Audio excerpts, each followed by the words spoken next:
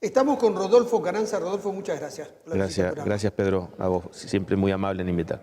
Bueno, decía en mi editorial que con la irrupción de Milei en el gobierno se rompe, se desarticula el sistema político tal cual lo conocíamos. Y sí, hay todo un replanteo de todas las piezas del escenario político, ¿es así? Yo considero que tu análisis es exactamente el válido para el momento que vivimos en el país, ¿no? Y en Tucumán.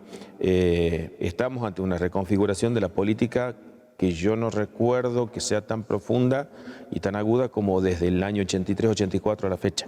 Me parece que ni siquiera la crisis del 2001 generó un escenario donde irrumpe con tanta fuerza una candidatura que no sabemos si se va a traducir en una fuerza política, en un nuevo partido político o en un modo totalmente distinto que lo que estamos viendo ahora, de ejercer el poder, de comunicarse y de lograr el apoyo de la gente. Eso es lo que nos tiene a quienes venimos de un trabajo y de una historia de militancia política, de participación en el esquema clásico de la política argentina, que fue durante muchísimas décadas el bipartidismo o tripartidismo eventualmente, a una reconfiguración totalmente novedosa que no sabemos a dónde va a terminar. Coincido con vos cuando vos decís en el 2001 hubo una gran crisis económica, se trasladó a la política, pero no hubo una necesidad de replantearse los idearios partidarios, las identidades partidarias. La pregunta es, ¿qué es ser peronista en época de Milei? Porque las banderas del peronismo, lo decía en mi editorial antes que llegue, las banderas del peronismo se vaciaron de contenido, no pueden repetir lo mismo. Y yo, mira, voy a apropiarme de una frase de un colega tuyo que admiro y aprecio mucho, que él dice que la única manera de explicar el peronismo es que el peronismo siempre es otra cosa.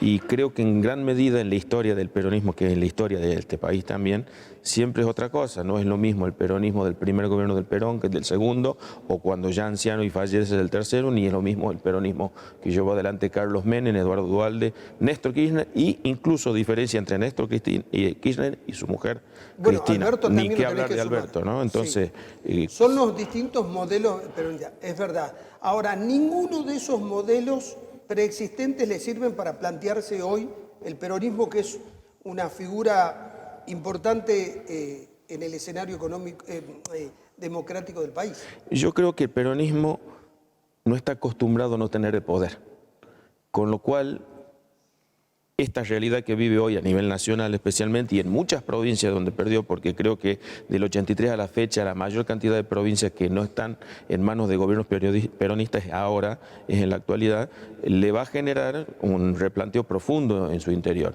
a definir hacia dónde va a montarse en esta escena política, que te digo, un escenario mundial muy parecido. ¿Qué quiero decir? Que se acabó la grieta, no es así. La grieta es cada vez más pronunciada y están los que están de un lado y los que están del otro. Va a tener que definir el peronismo si va a estar de otro lado de la grieta, si se va a tratar de montar en una posición más centrista o qué es lo que va a hacer, como pasa, por ejemplo, en Estados Unidos, donde tampoco entienden lo que les está pasando, que hay una división profundísima entre demócratas y republicanos. En nuestro país ya tenemos alguna historia en este sentido y logramos acomodarnos más o menos en el tiempo. Esto de hoy es algo muy novedoso, muy disruptivo y que nos va a obligar a ser más laboriosos y más ingeniosos, por lo menos. Rodolfo, no sé qué te pasa a vos, pero con los estudios que tenés, me parece que tenés una mirada comprensiva sobre esto de que se le llama la grieta, porque uno construye su identidad política en oposición a algo que existe, en función del otro que tengo al frente. Entonces, las grietas más virulentas o menos virulentas siempre tienen que existir, si no, no habría diferencias. Puede haber diferencias, pero vos fíjate que en las democracias clásicas, de donde abrevó la Argentina, especialmente de la europea, puede ser de Francia, España, Inglaterra, Italia, Alemania mismo, aun cuando hay grandes diferencias, o hubo grandes diferencias, en España está pasando lo mismo entre el PSOE y la derecha española. Históricamente, esas democracias y las nuestras dirimieron esa grieta con el consenso. La gran pregunta es si eso es posible hoy.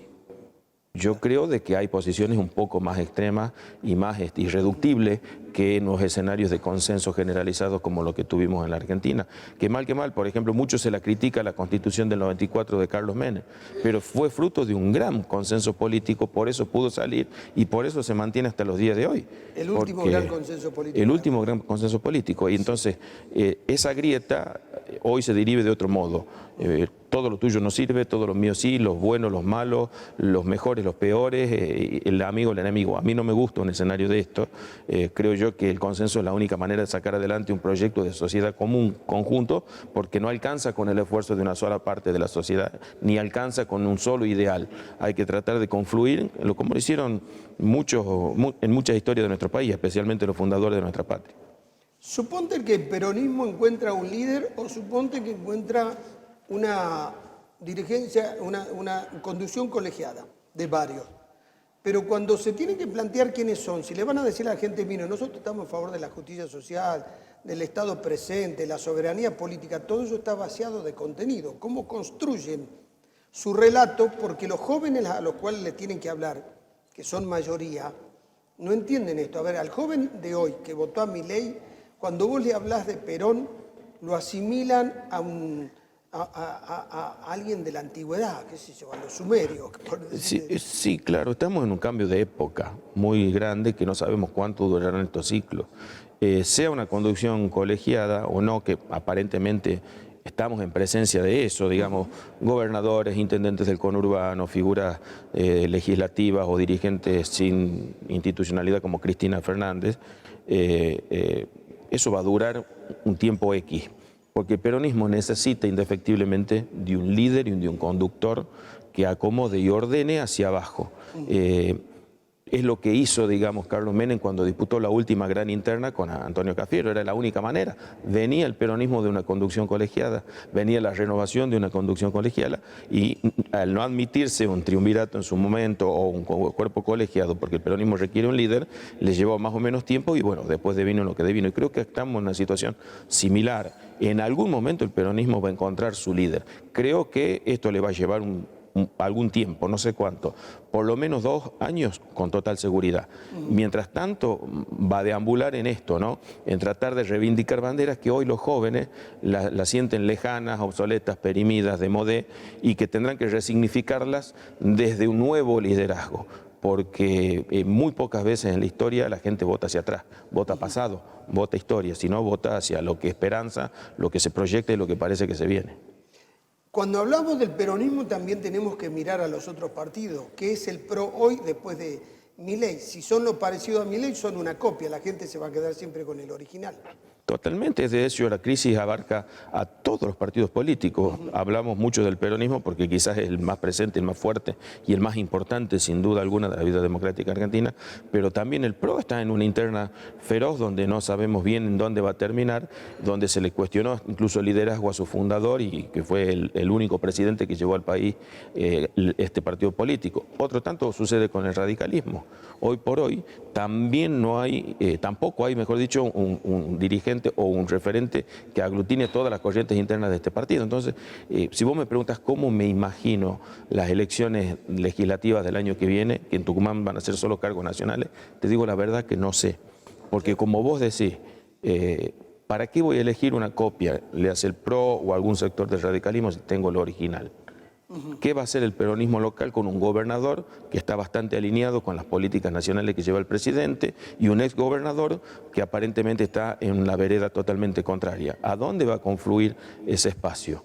¿En una lista única? ¿En más de una lista? Sí. No lo sabemos. Bueno, el radicalismo, fíjate que cuando Lustó vota, salieron varios gobernadores a decir no representa lo que sentimos los radicales. O sea, lo partieron exactamente. A la Unión Cívica Radical en dos. Y la posición de Lustó hoy pareciera ser, prefiero abstenerme a recibir de nuevo un castigo, al menos político, de esta naturaleza. Hablabas de un cambio de época, decime porque vos lo estás viviendo. ¿Cómo es hacer política en la época de las redes sociales, donde todo se horizontaliza, donde vos podés dar una charla magistral, un pensamiento meditado, estudiado y salen en las redes y te contradicen, enredan tu comunicación y lo tuyo como que se diluye. Y es que yo creo que ya estoy un poco viejo, digamos, a pesar de que tengo 56 años, que en épocas anteriores, 56 años, te faltaba mucho para llegar al tope de tu vida política. Eran dirigentes que llegaban a sus máximas aspiraciones después de o cercanos a los 70.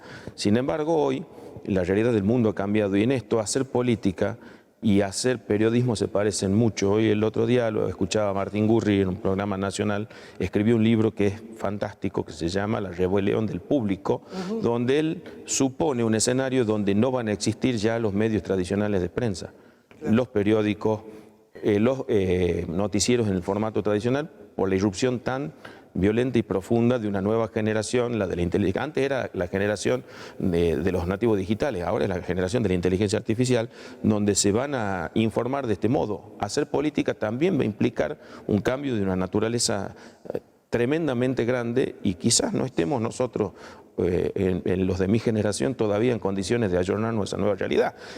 La composición electoral del padrón de la República Argentina es mayoritariamente jóvenes. Sí. Tenemos que tener claro eso y aprender a hablarles a ellos o bien estar condenados a fracasar en ese intento. Sí, que es un escenario complicado porque está todo como muy disperso, y te repito que el tema de las redes sociales está todo horizontalizado. Es que el acceso hoy a las redes sociales y a la noticia a través de las redes sociales es absolutamente libre, fácil, barato, pero a la vez es medio peligroso. ¿Qué quiero decir con esto? Uno de los grandes problemas que va a atravesar el mundo son las fake news, o que ya está atravesando. Entonces, cuando se irrumpe con una noticia falsa y se la logra instalar como algo, una verdad revelada, y estamos cerca de lo que fue en su origen incluso el nazismo o expresiones totalitarias de esa naturaleza. Hay que ser cuidadosos y tendremos que tratar de interpretar esta nueva realidad para evitar que suceda eso y para lograr recomponer los cimientos de nuestra sociedad, convencer a los jóvenes que es mejor prepararse bien, con bases sólidas de conocimiento y tratar de hacer las cosas de un modo más moderado y no tan, a veces tan extremista o tan sanguíneo. Diste en la clave el aspecto que más me preocupa, que es la desvirtuación de la soberanía popular, donde los troles te hacen creer que algo que no es aceptado tiene mucha aceptación, porque lo que hay detrás es toda una campaña de troles y o sea, que aquel que tiene la capacidad para manejar las redes puede hacer con la soberanía popular lo que quiere. En alguna medida sí, fíjate que tuve la suerte que me dio la vida de participar en un ciclo de formación sobre estos temas en una importantísima universidad de Estados Unidos, quizás de las mejores del mundo, si no entre las top 5 del mundo. Y en una de las exposiciones hablando de este tema, ellos mismos están en contradicción. Por un lado, decía uno de los disertantes, el espacio para la libertad siempre está y el hecho de que se vaya a poder inducir la conducta de las personas no es tan así, a pesar de que exista un bombardeo a través de las redes sociales de troles y de esas cosas. Pero por otro lado, este mismo disertante hablaba que cuando ocurren estos fenómenos que son el entrecruzamiento de troles, de guerra en las redes sociales, genera un ruido en la comunidad que provoca algunas cosas. Entonces tampoco lo tienen claro y tampoco saben si están así o están de este otro modo. Y eso es peligroso en la medida de que pueda llegarse eso a imponer verdades falsas o mentiras que se crean como verdaderas. Bueno, va a pasar un tiempo en donde se comienza a hacer un análisis del fenómeno, y viste que los norteamericanos todo lo ponen en número, y ahí sabrán cómo impactó en la democracia, en el consumo, todo estos temas de las redes sociales. Sí, no hay duda de que es lo que se viene, y creo que las grandes plataformas están hoy trabajando en tratar de certificar la verosimilitud de lo que se publica. Bien. Para decir, tal publicación tiene base tales o cuales sólida o fundada, y tales publicaciones corren por cuenta de quien las hace. Bien. Rodolfo, muchas gracias. Gracias a vos, Pedro. De esta manera nos despedimos hasta el próximo miércoles.